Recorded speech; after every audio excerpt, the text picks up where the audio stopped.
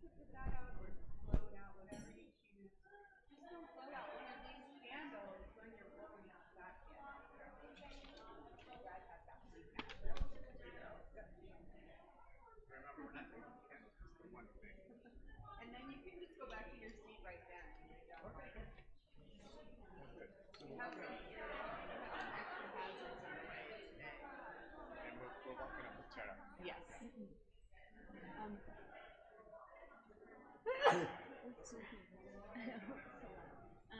No, not the whole time. It's just gonna be this. Did you want to see what I was editing? Mommy's doing the whole sermon thing. Yeah, Tara printed it out too, so you have two copies if you want to look at it. Yeah, I think this one is a little bigger. Yeah. And the microphone should be on already. Yeah. Oh, yeah. Weird. Hello. It's on, right? Doesn't sound like it's on, but it's on. Hello. Hello. Yeah. No, we just say. Oh, that's You the just walk question. in, Yeah, we're walking and up then the Chera. when you finish, you can walk out. Okay. Is that okay where it is? It looks like it's too far back to me, but no? I don't know. Hello.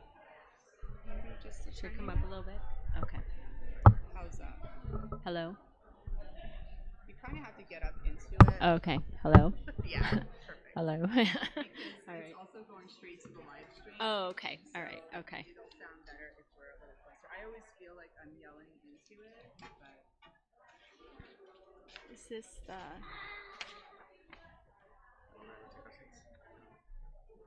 Oh, okay. Got it. has been by, so there will be.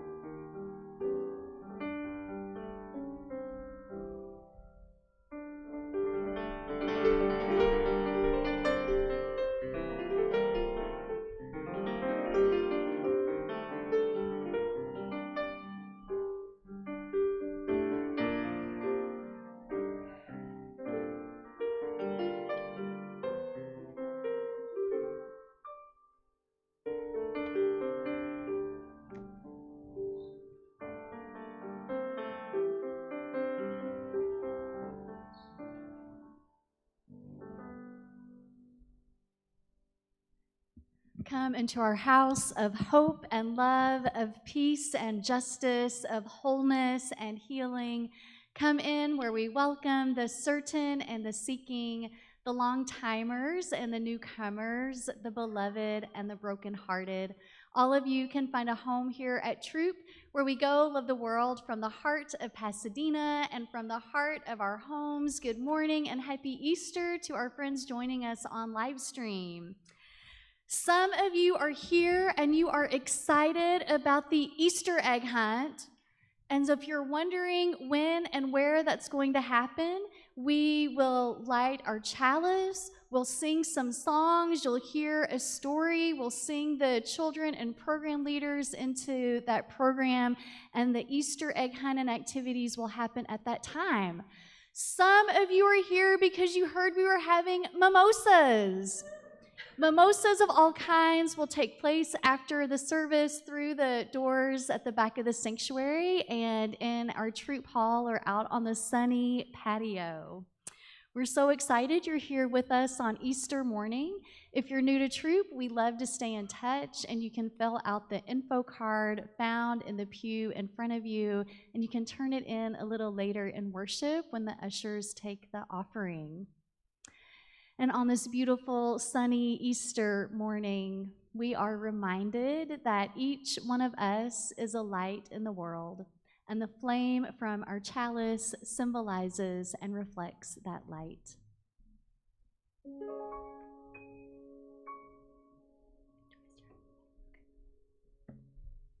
Our time together in worship is intimately connected with our daily lives.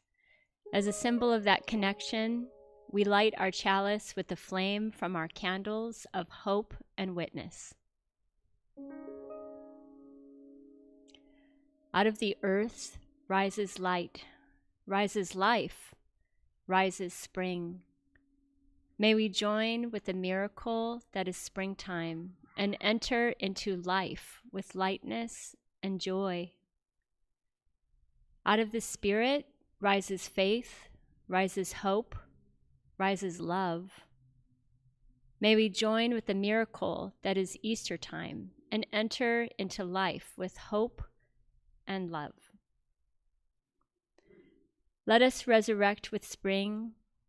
Let us resurrect with the Spirit and enter into renewed life as we gather into our time of worship together this Easter morning. We light a second candle to honor the people and ancestors whose lands we now occupy. The land under and around Throop is the unceded land of the Gabrielino Tongva Band of Mission Indian people. May this knowledge and awareness lead us into dismantling systems of supremacies and oppressions. We light a third candle, symbolizing our watershed, the Arroyo Seco. May their waters continue to nourish life in our communities. We take a moment of silence, holding all of these in our hearts. And as we celebrate awakening into spring, we sing together our opening hymn, Wake Now, My Senses, number 298. And I invite the congregation to rise and sing out as body and spirit allow, number 298.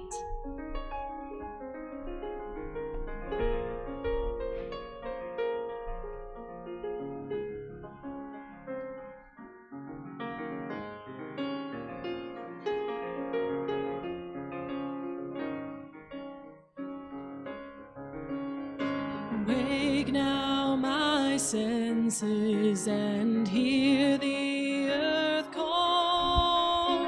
Feel the deep power of being in awe.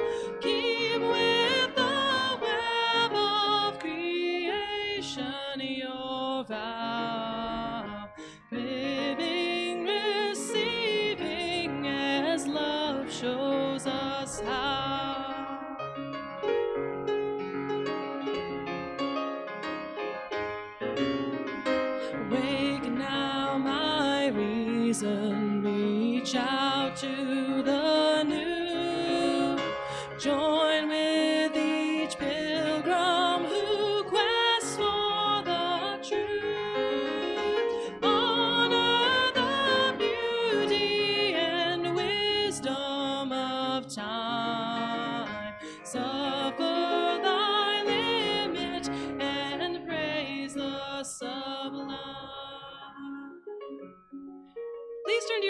and give them a nice warm greeting.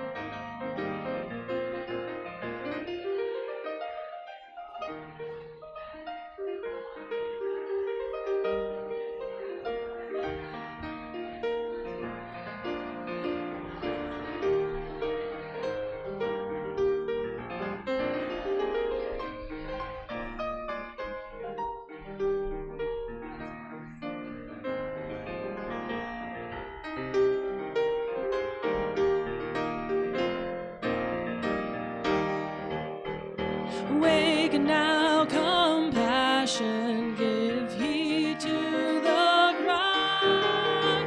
Voices of suffering fill the whole sky.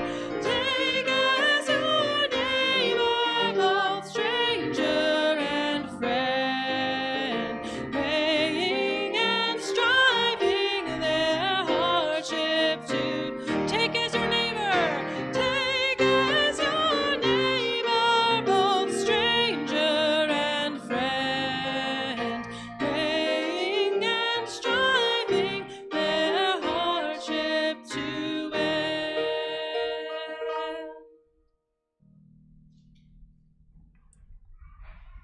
Jack Cornfield, a Buddhist teacher of mindfulness and an author, invites us to offer the gift of care and attention to all creation.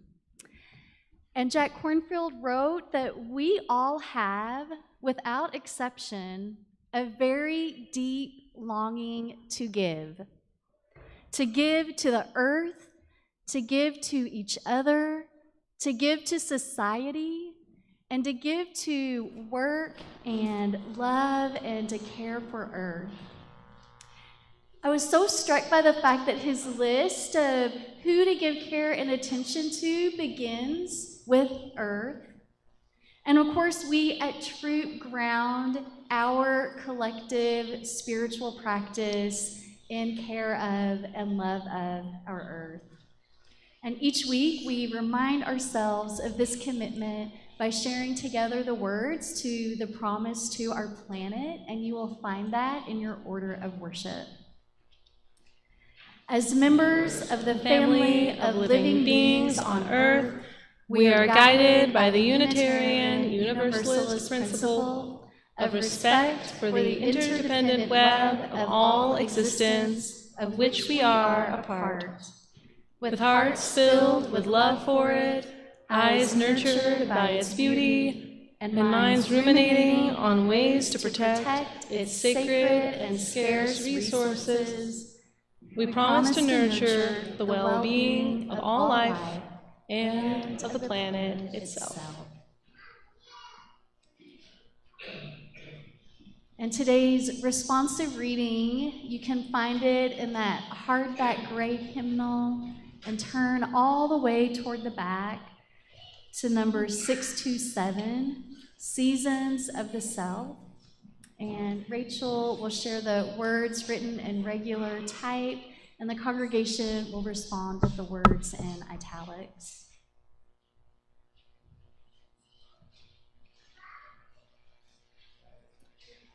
We need a celebration that speaks the spring, inspired word about life and death. About us as we live and die. Through all the cycling seasons, days, and years. We need the sense of deity to crack our own hard, brown December husks. And push life out of inner tombs and outer pain. Unless we are aware of the seasons of the self, and spring can come for us. The winter will go on and on. And Easter will remain a myth, and life will never come again, despite the fact of spring.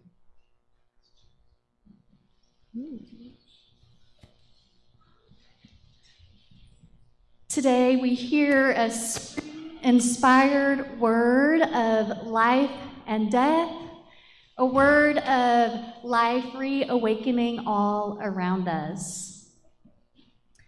I was in the garden a little earlier and I found this branch out there.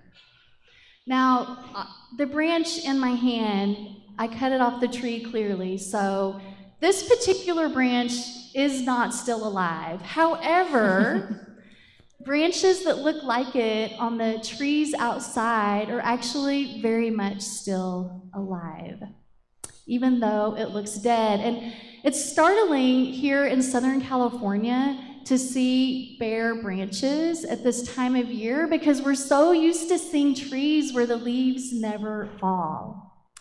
But there's sign of life here on this branch if you look closely. Can anybody see from your seat what might be on this? Yeah? A bud. Teresa Bailey says yes, and this bud will soon burst into beautiful flowers. They'll be pink and white. And who's curious about what will be at the end of flowers one day? Would somebody like to help me? Would you, Isla, to take this green egg and open it and tell us what's inside? An apple? Yeah, an apple. This is our apple tree. So in the fall, we'll have beautiful apples on it and we'll get to enjoy them and think about all the gifts of that particular season. Well, spring is a time to celebrate reawakening. And for so many decades and centuries, people have celebrated this time of year because spring reminds all of us that at a time when we've just come out of winter and the land has seemed like it's asleep, spring is the time when things wake up again. And there's a certain symbol that has reminded people about the gifts of spring. And I'm wondering if you would like to take this pink Yeah, and open it and tell us what you find inside.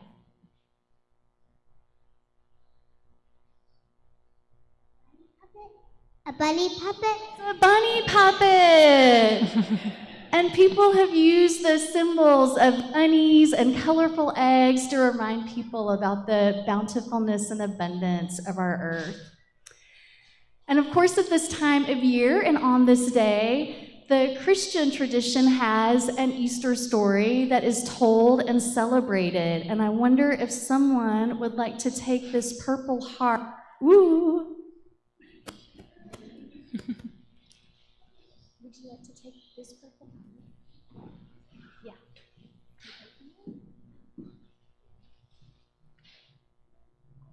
And what's inside? A heartstone. Yeah, it's a heartstone. So this heart represents Jesus, whose life and message is at the very heart of the Christian Easter story. And the heart represents the fact that Jesus lived and taught that all of us can be better people, be better to one another if we keep the thoughts of love at the forefront of what we do. And Easter in the Christian tradition, it's a story of life, that life that Jesus led and the important messages that Jesus taught. And it's also a story about what happened after Jesus died.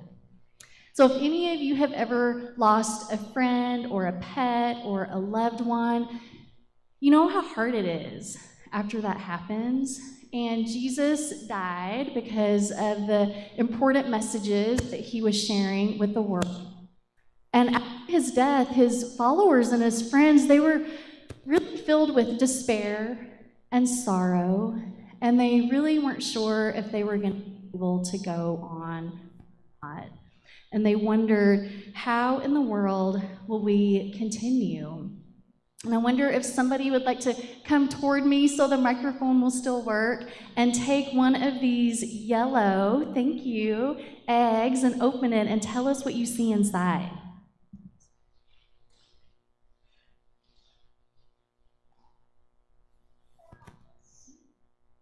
Yeah, there's dolls. There's a couple of people in here. Thank you for opening that. And these people in the egg, they symbolize community and relationships.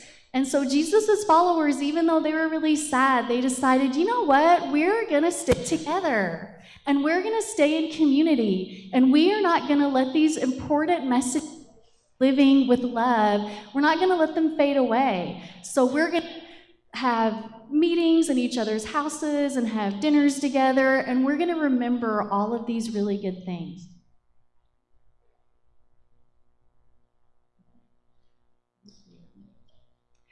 And so the more they talked and the more they continued to build relationship, you realized that there was something really enduring in these messages. And I wonder if someone who has not yet opened an egg would like to come open a blue one, Clara.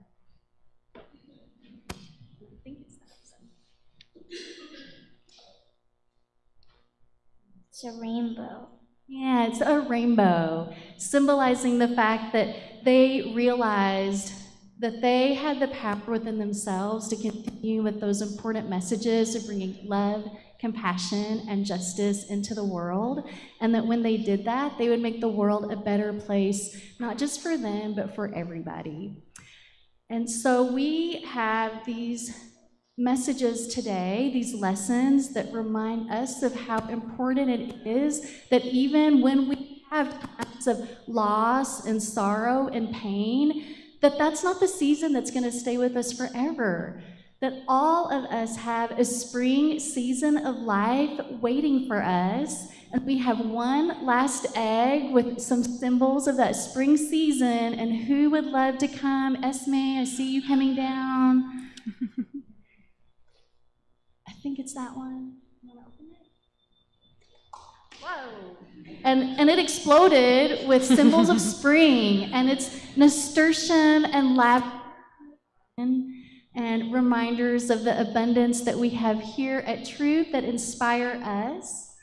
And after worship and after the Easter egg hunt, if all of you have a chance to go out into the garden, it is so lush and fragrant after all of those rains. And you can let the beauty of our garden remind you of all of the joy in the spring season of your life that is waiting for you just around the corner. And so who in the room is ready to go to Easter activities? Raise your hand. I see River. Yes, I see Sawyer. We have our practice of singing the children and program leaders into their program. Those words are in the order of worship, and I'd like to thank Faith and Joy, Dave, Rachel, and Ripley for leading and crafting the program today. And it looks like Paula also. Thank you. For you shall go out in joy, for you shall go out in joy, and come back in peace, and come back in peace. For you shall go out in joy, for you shall go out in joy, and come back in peace, and come back in peace. Blessed be.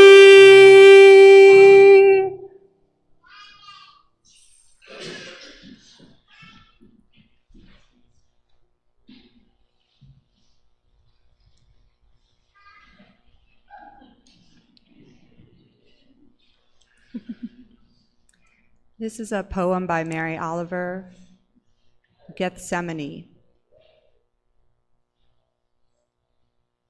The grass never sleeps, or the roses, nor does the lily have a secret eye that shuts until morning. Jesus said, "Wait with me." But the disciples slept.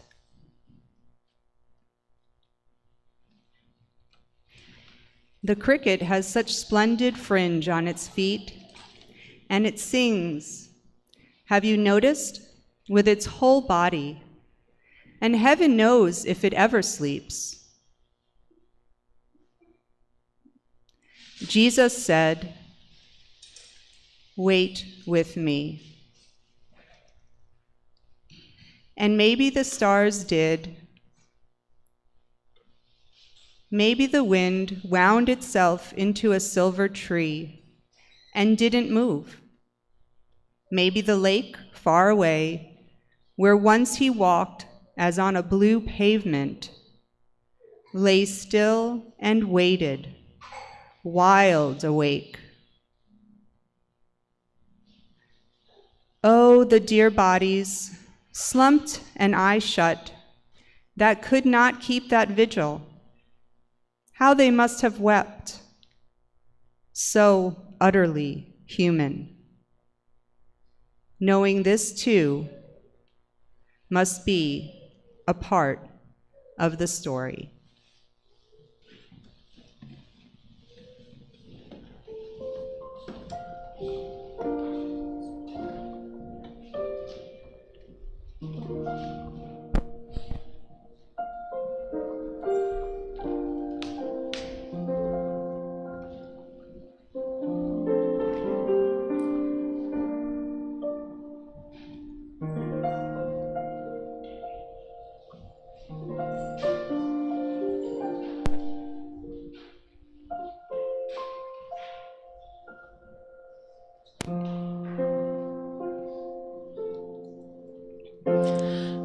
The Lord is my shepherd, I have all I need.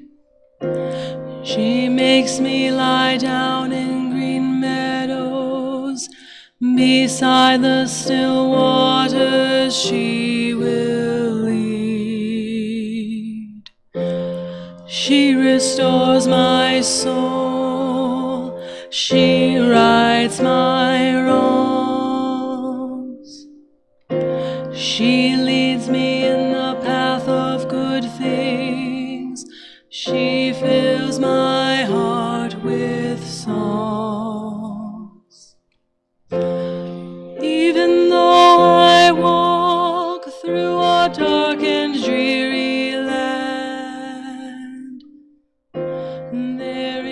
nothing that can shake me. She has said she won't forsake me. I'm in her hand. She sets a table before me in the presence of my foes. She anoints my head with oil, and my cup overflows.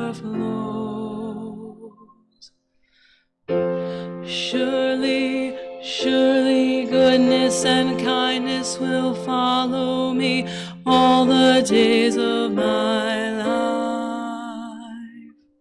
and I will dwell in her house forever, forever and ever. Glory be to our mother and daughter and to the Holy of Holies,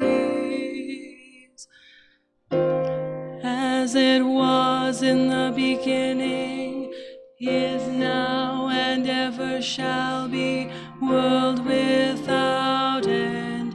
Amen.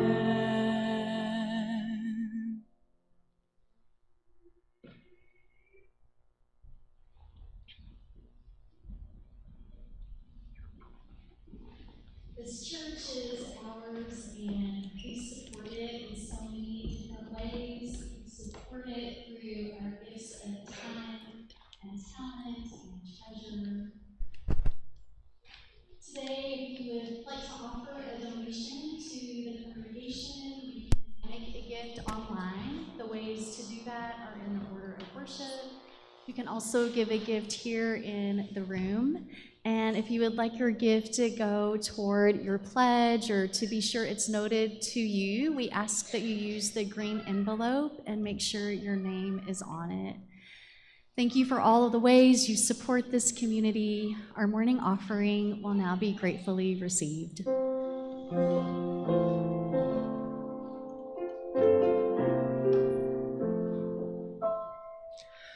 Leaf unfurling in the April air, the newborn child, living parents' care, the constant common miracles we share. Alleluia,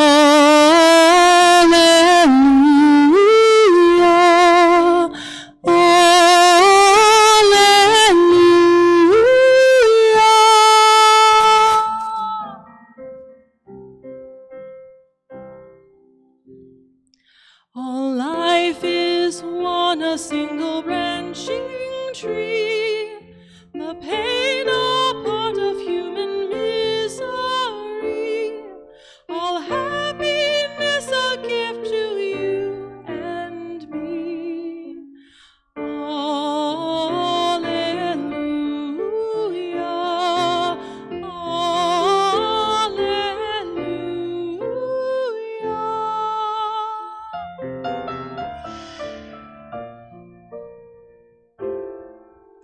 the self-same bells for joy and sorrow ring.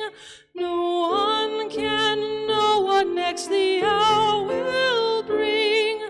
We cry, we laugh, we mourn, and still we sing. Alleluia,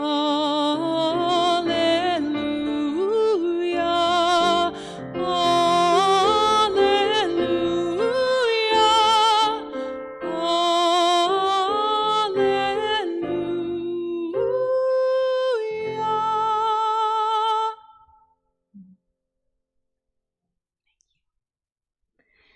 In a spirit of gratitude, we lift up those who are supporting today's worship service. I'd like to thank Steve for running the live stream. Our greeting team, which was Teresa and Mark and Christy. I'd like to thank Kate, Danny, and Aurelio for offering our chalice lighting words. Rachel for offering readings. Rachel, Dave, Ripley, Paula, Joy, and Faith for coordinating the Easter egg hunt. Tom, Winnie, and Terry, who got here early and set up our mimosa table. I'd like to thank choir for all of your joyful and beautiful singing today and all the time you put in rehearsing before this morning. Malcolm, always for your wonderful collaboration, and Fillory for all of your administrative support.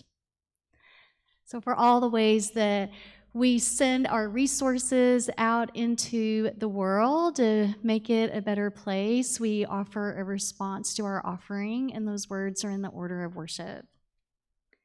For the ministries in the church and our community, we bless our offering with love and hope.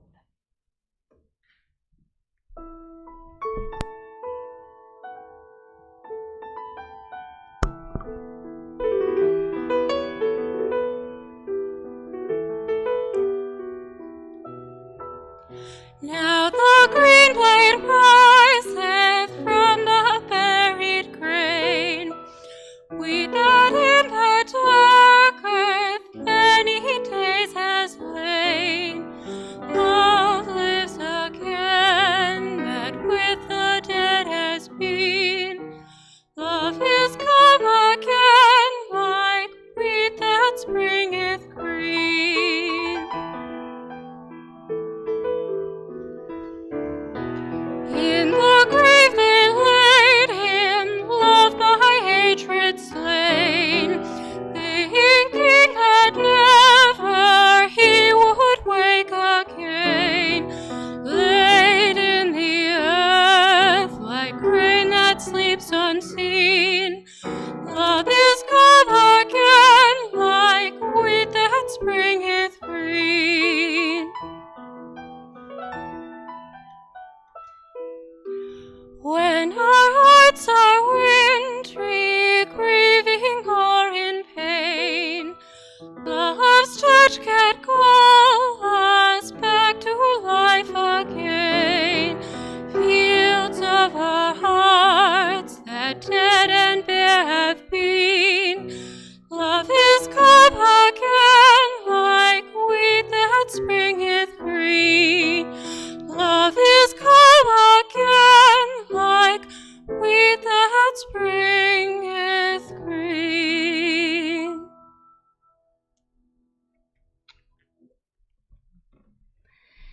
And with those beautiful notes vibrating in the air and working their way around our hearts, I invite you all to take a gentle breath in together and to exhale, and to take a gentle breath in together again and exhale, to gently close your eyes or lower your gaze. Breath of life and breath of love, thank you for bringing us into this space that is full of sounds of reawakening, sounds of people and singing, sounds of bodies stirring and eagerness among children to find Easter eggs and laugh and play. We offer our gratitude that this beautiful spring morning greeted us, yes, with rain, which is a blessing, but the rain faded away and left in its place mountains that are dotted with snow near the peaks, drops of rain glistening on plants in the garden, and a spirit of love and joy ready to be awakened in our hearts. On this Easter morning and on every morning, we ask that we always be awake to and aware of the pain and suffering in the world around us, that we not turn away from it, that we don't let it make us angry, unless maybe a little bit of righteous anger, which we need at times, but that we not let it make us bitter or slumped over with fear, or doubt.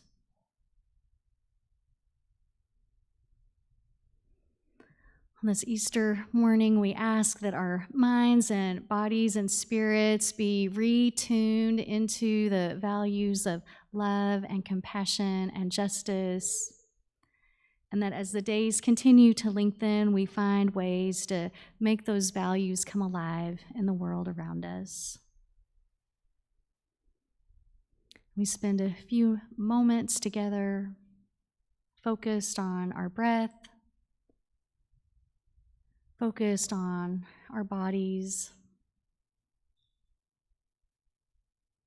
And as you breathe gently together, invite that sense of gratitude for all creation into yourself and into your awareness.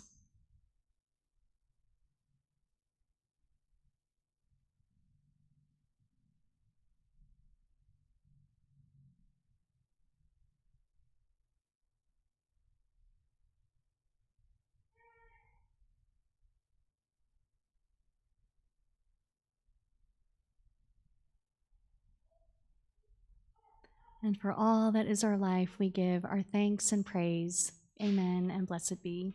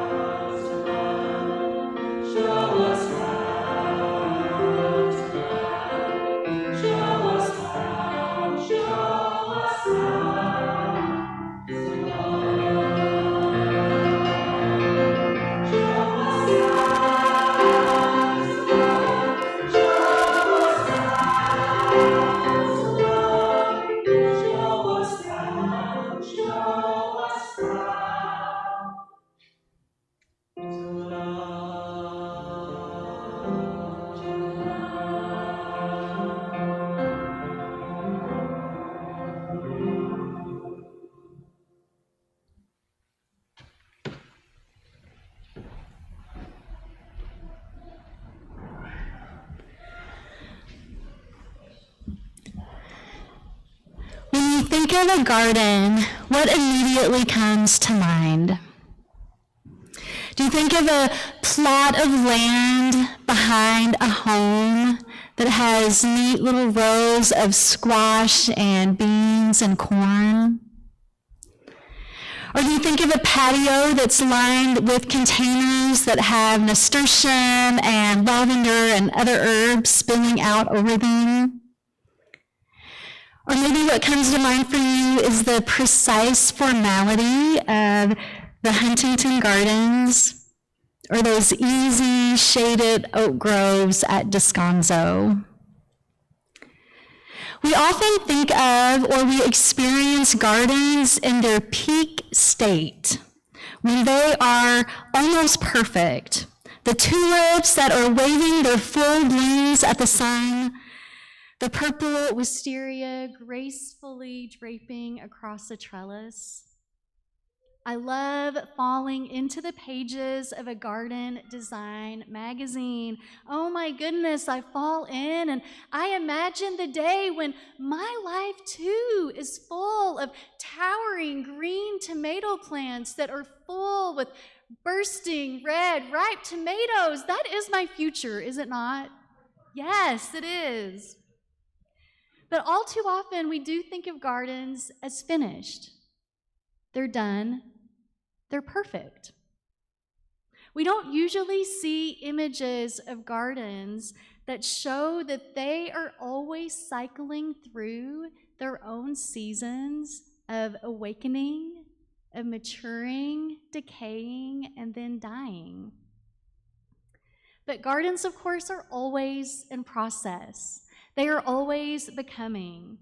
They are beautiful and enchanting in the tension between being places of life and death, of being places that are between being awake and falling asleep. The Christian scriptures depict the Garden of Gethsemane as a place that holds both life and death. That garden offers Jesus a place of respite, quiet, and prayer. And it's a place Jesus often returns to ready himself before he confronts a tough situation. One of the dramatic scenes in the Easter story unfolds in that garden. Jesus and his disciples make one last visit there before he is arrested. And as they enter the garden, Jesus urges them to stay awake with him while he prays, to wait with him, to keep a close vigil. They knew the authorities were looking for him. And what happens that night in the garden? They sit down on the green grass, lulled by the scent of nighttime blossoms, caressed by the sweet evening breeze, and there those dear bodies slump one by one, and they fall fast asleep. Sure enough, they're awakened by an angry crowd that takes Jesus away. And I imagine one of the disciples later recounting the story of what happened. It was in the garden. If only we had known what was going to happen, we would have kept awake. But we slept. We were so tired. You see, it was so hard. We were so tired. We were in this endless fight.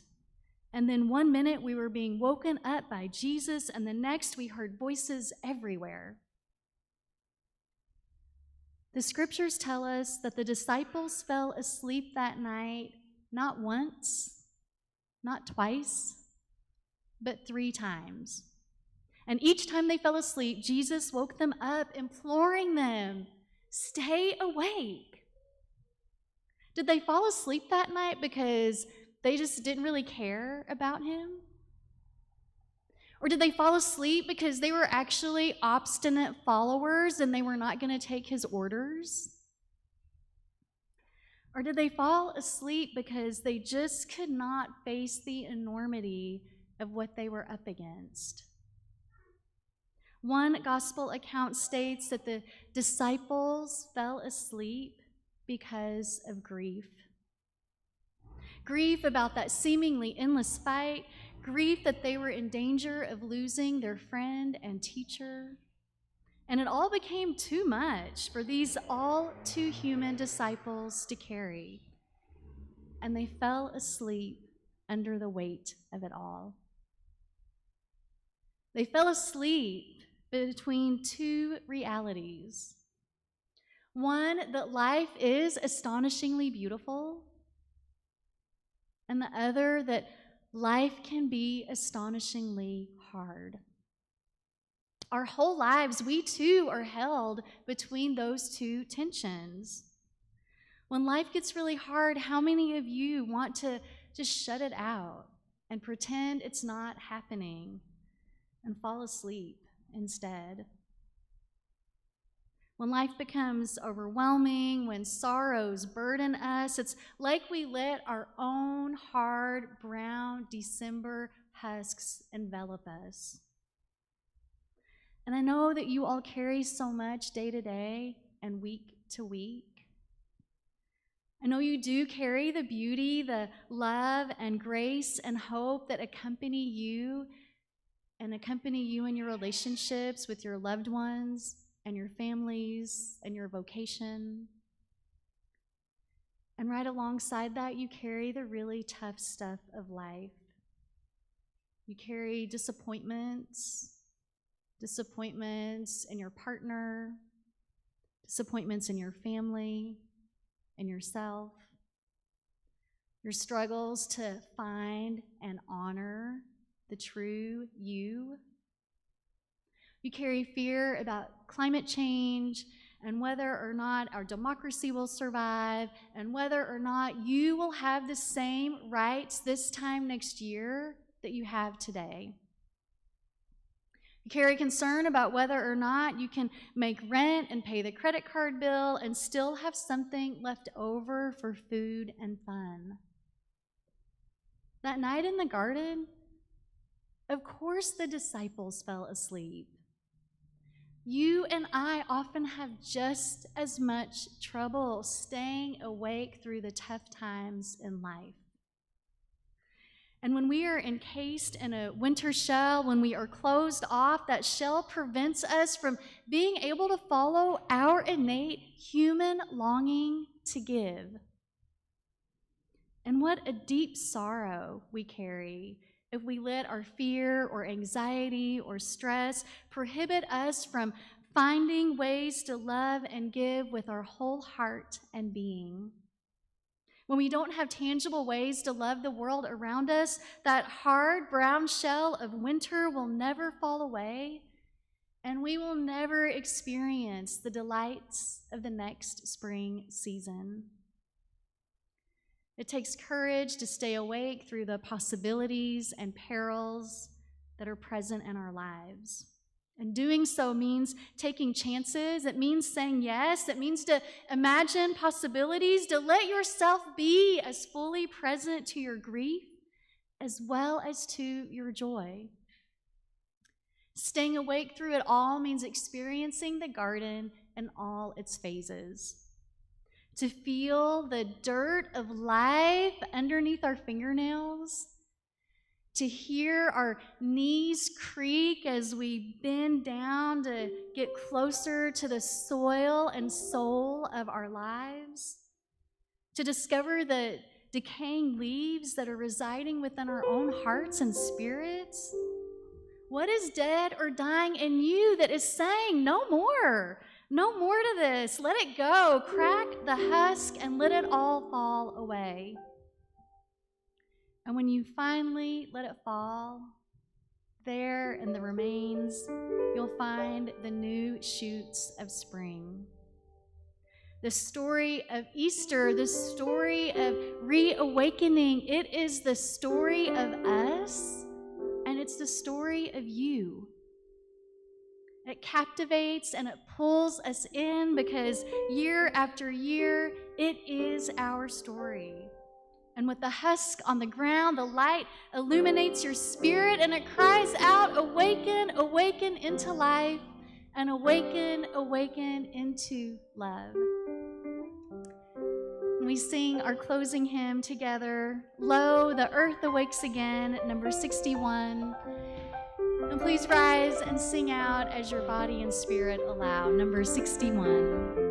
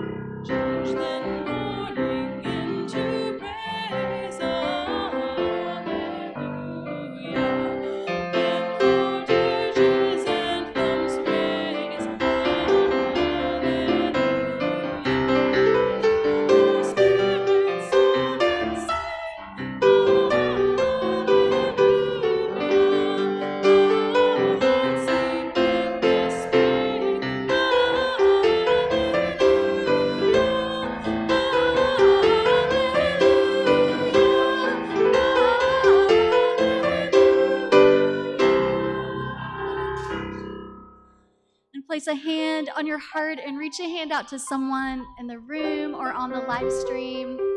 Our chalice is extinguished. We carry its light with us. Out of the earth rises light, rises life, rises spring. I love you all. Go out and love the world. Amen, and blessed be.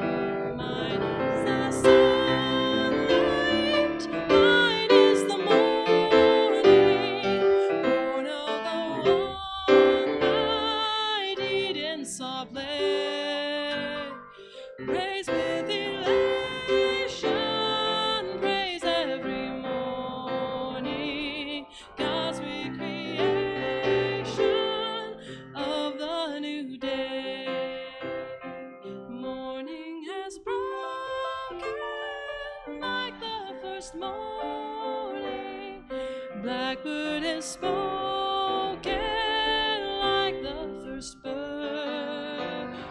Praise for the singing, praise for the morning, praise for them springing fresh from the word.